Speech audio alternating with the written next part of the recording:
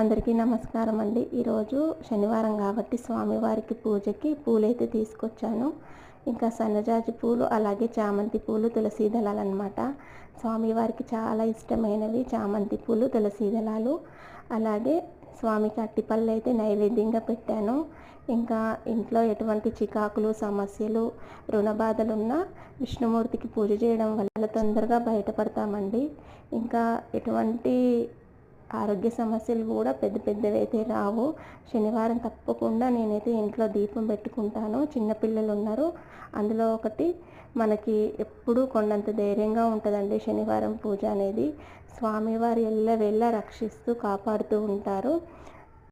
ఇంకా అలాగే ఏదైనా దుష్టశక్తి లాంటిది ఉన్నా కానీ ఇంట్లో స్వామి బయటికి తరిమేస్తారనమాట. ఎటువంటి పీడలు కూడా లేకుండా ఇల్లు చాలా సంతోషంగా, ఆనందంగా ఉంటామండి శనివారం పూజతోటి. మీకు నచ్చితే లైక్ ఇవ్వండి.